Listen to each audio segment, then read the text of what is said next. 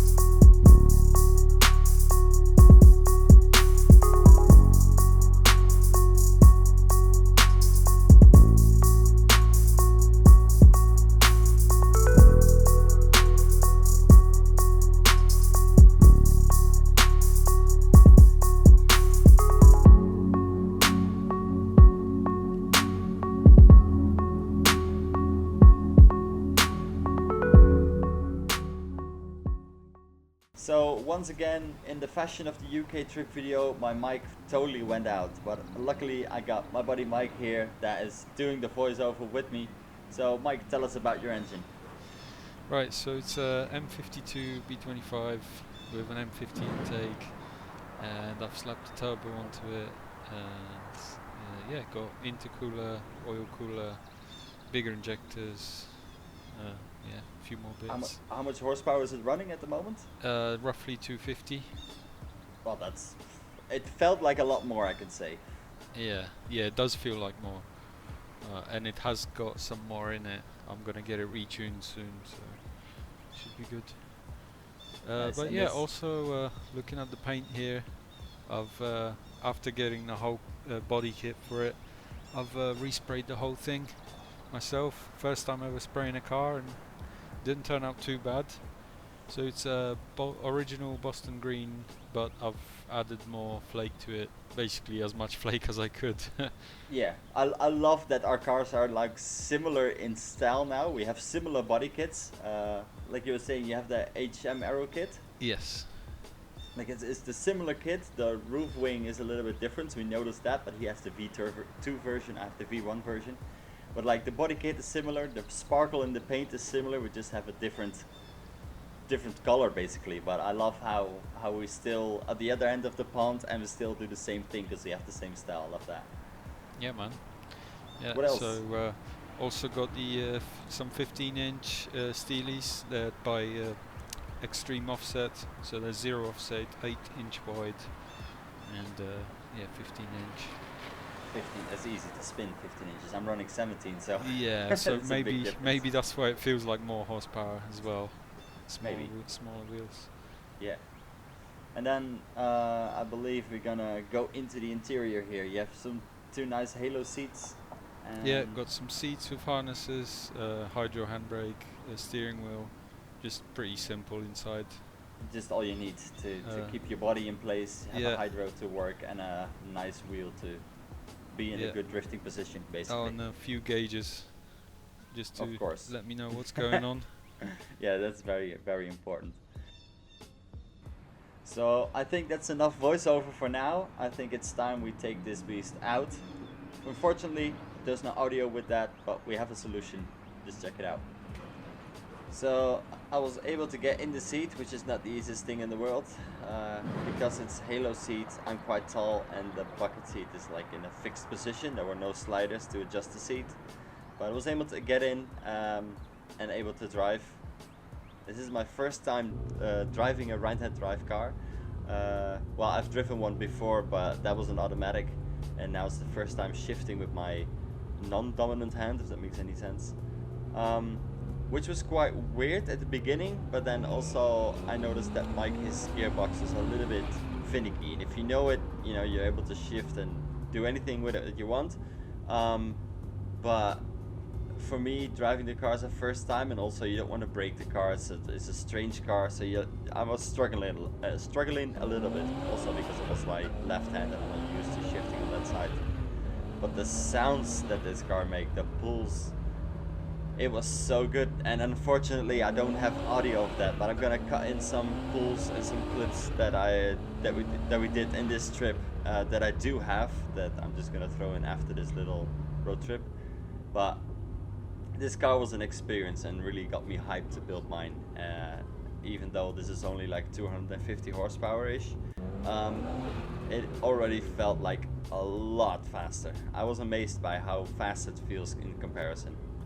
So yeah, lap around the roundabout, I was like, should I? And then, no, probably not. I just pushed it a little bit, but I don't want to kick it out, do any weird shit. But just the smile on my face.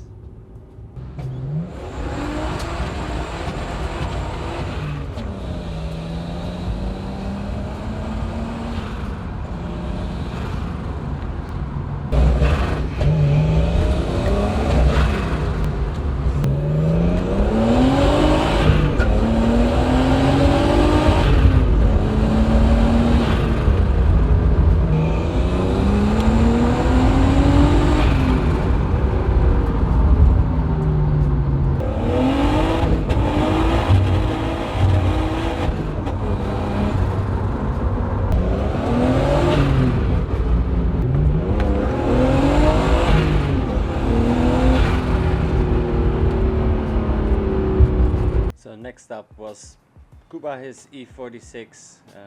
He is Mike, his brother, and they both have a little drifting going on. So after E36, I thought it was a good deal to drive the E46 because I'm in the UK not that often. So while I was here and had not a mic that was working, it was a great moment to do this.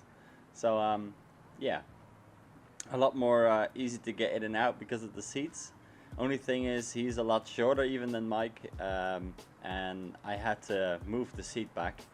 And in order to do that, I was like, how do you adjust it? Well, he had the control module that was on the seat. He pulled that off, and then you grab that out of the glove box basically, and then you have to plug it in, and then you can move the seat.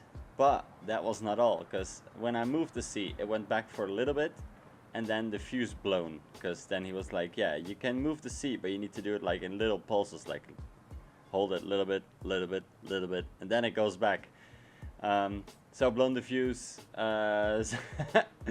so we needed to change that one out, and we were able to pull the seat all the way back so my lengthy ass could sit in it. So for me, at least the driving position in this car was a lot better, a lot more comfortable, a little bit high up, but that said, this car is more streetable, more dailyable, if that makes any sense.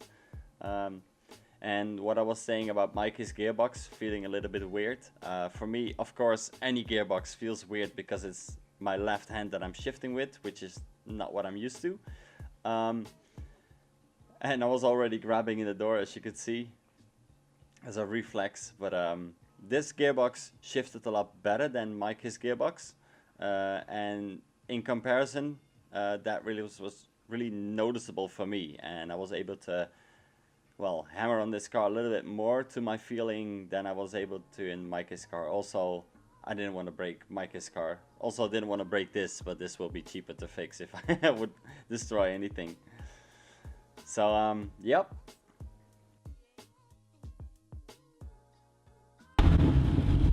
I didn't say you're. So Kuba actually hasn't driven Mike's car. She was like, well, might as well while we're at it. So he's gonna take it for a little spin.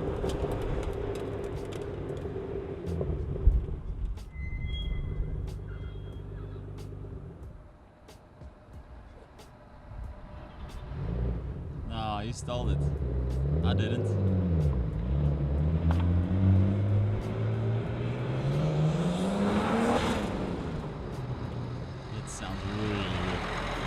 If that ain't some motivation to put a turbo on, then I don't know what is. So let's say 2024 is the year of the turbo. I need to get my act together and start working on that. I have too many projects going around and I need to finish some things up and just focus on one thing. But you guys can help me with that, with supporting my channel. Share my channel with your friends, family members, whatever you think is interested in it. And maybe that will help me to, you know, climb further and achieve some great goals and do awesome stuff. And of course then in return I can document it for you guys and give back a little. So if you like this video, please like it, subscribe if you want to see more, because there's more content coming, and I'll see you guys in the next video. Thanks for watching.